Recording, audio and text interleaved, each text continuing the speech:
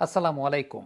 রিশাদ হোসাইনের বোলিং অ্যাকশনটা অন্য যে কোনো লেগ স্পিনারের চাইতে সম্পূর্ণরূপে আলাদা কেন, এবং কেন বাংলাদেশের টিম ম্যানেজমেন্টকে ধন্যবাদ জানাতে চাই চন্ডিকা হাথুরুসিংহের সিংয়ের টিম ম্যানেজমেন্টকে, যে এরকম আনঅর্থোডক্স বোলিং টেকনিক থাকার পরও রিশাদ হোসেনকে তারা কন্টিনিউ করিয়েছেন।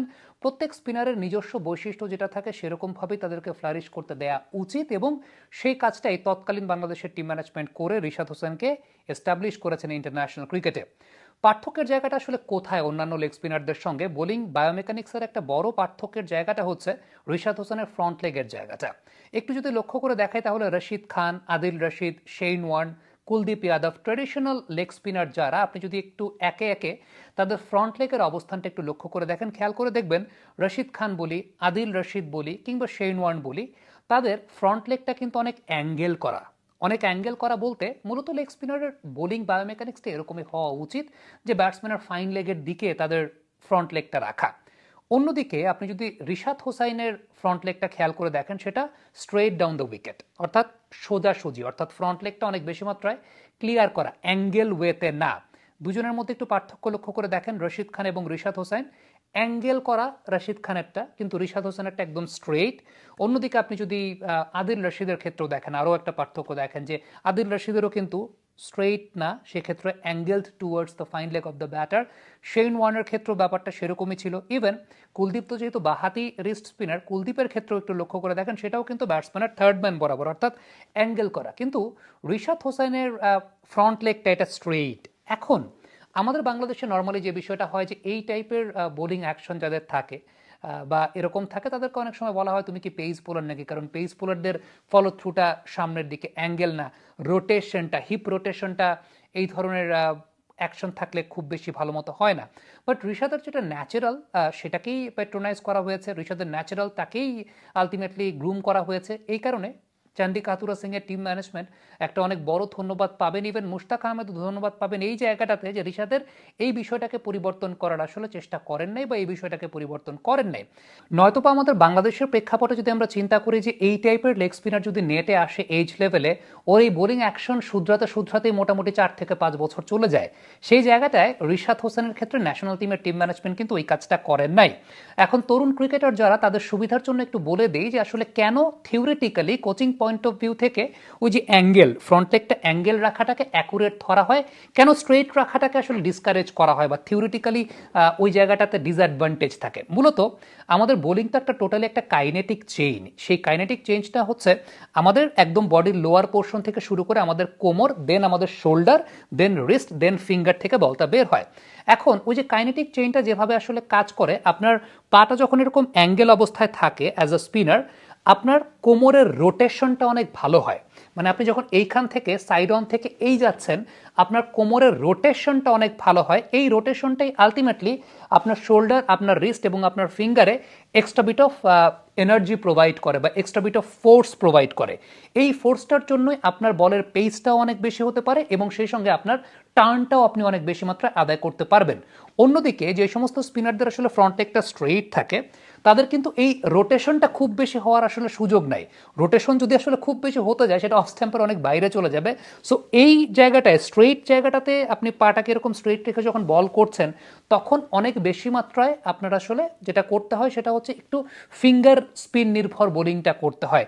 রিস্টের উপর ওই জায়গাটা এমফাসাইজ খুব বেশি আসলে করা যায় না, বা করলেও সেটা অনেক বেশি মাত্র সাইডে চলে যাওয়ার সম্ভাবনা থাকে, যেহেতু আপনার বডির রোটেশনটা খুব বেশি হওয়ার সুযোগ নাই। বডির রোটেশন যেহেতু খুব বেশি হওয়ার সুযোগ নাই, দ্যাটস ওয়াই আপনার বলের টার্নটাও খুব বেশি হওয়ার সুযোগ থাকে না, এবং সেই সঙ্গে পেসটা বা স্পিডটাও এরকমভাবে আদায় করা যায় না থিওরিটিক্যালি। বাবা, এত এনার্জি কই পাও? এই পাওয়ার, চুমুকে অ্যাকশন। বাট রিশাদের ক্ষেত্রে মার্শাল্লাহ একটা বিষয় কিন্তু উল্লেখযোগ্য, সেটা হচ্ছে যে রিশাদের টার্নটা তিনি বেশ মার্শাল্লাহ ভালো পান। এর পেছনে অন্যতম বড় কারণটা হচ্ছে তিনি আপার বডির উপর অনেক বেশি মাত্রায় কাজ করেছেন।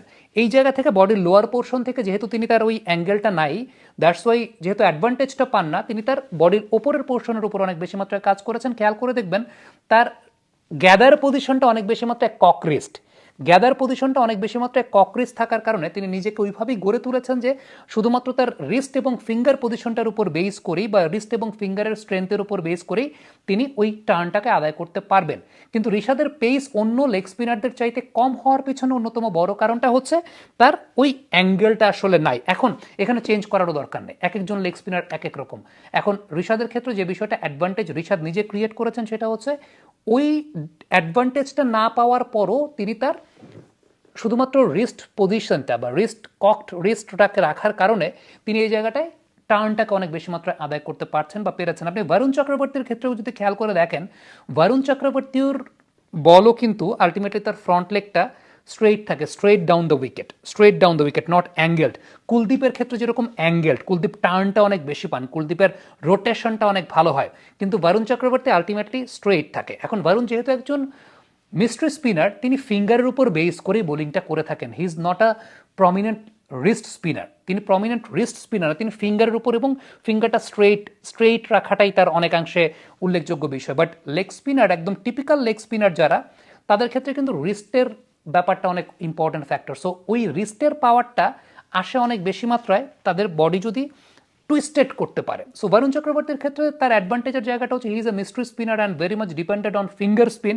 দ্যাটস ওয়াই বরুণ চক্রবর্তীর ক্ষেত্রে এটা খুব বেশি মাত্রায় ম্যাটার করে না। বাট রিশাদের কৃতিত্ব দিতে হবে এই জায়গাটাতে যে ওই অ্যাডভান্টেজটা না পাওয়ার পরও কিন্তু রিশাদ তার শুধুমাত্র রিস্ট পজিশনটার কারণে বা রিস্ট কক থাকার কারণে তিনি এই জায়গাটাতে তার মতো করে তৈরি করতে পেরেছেন। সো আমার কাছে মনে হয় যে মুশতাক আহমেদকে ধন্যবাদ জানাতে হয় যে রিশাদের কাইন্ড অফ লেগ স্পিনারের জন্য তার মতো করে ড্রিল সাজাচ্ছেন, তার মতো করে তার স্ট্রেংথ বিল্ড আপটা কীভাবে করা যায় ওই অ্যাডভান্টেজটা না পাওয়ার পরও সেই জায়গাটা নিয়ে কাজ করেছেন। তরুণ ক্রিকেটার যারা, তরুণ স্পিনার যারা স্পিনার হতে চান, আমার কাছে মনে হয় যে আপনাদের যেভাবে সুবিধা সেইভাবেই বল করবেন, যেভাবে আপনার বডি কাজ করে একদম ন্যাচারাল যেটা, সেইভাবেই কাজ করবেন। তবে যাদের আসলে ওরকম অ্যাঙ্গেল নাই, যাদের স্ট্রেট, তারা রিস্টের উপর অনেক বেশি মাত্রায় কাজ করতে হবে, রিলিজের উপর অনেক বেশি মাত্রায় কাজ করতে হবে। আপনাদের যে কোনো কোয়েশ্চেন থাকলে, যে কোনো কোয়েরি থাকলে অবশ্যই অনফিল্ডের পর্দায় আপনারা জানাবেন। মেসেজ আছে, কমেন্ট বক্স আছে, সেখানে অবশ্যই জানাবেন। বিশেষ করে যারা লেগ স্পিনার আছেন, যদি কোনো প্রবলেম ফেস করে থাকেন, আমার কাছে মনে হয় যে ব্যক্তিগতভাবে আপনার বায়োমেকানিক্স চেঞ্জ করার কোনো দরকার নেই, কিন্তু আপনার বায়োমেকানিক্স অনুযায়ী আপনার কোন স্ট্রেংথের দিকে লক্ষ্য রাখতে হবে সেই ব্যাপারগুলো আইডেন্টিফাই করাটা আসলে খুব জরুরি। কমেন্ট বক্সে আপনাদের মন্তব্য জানতে চাই।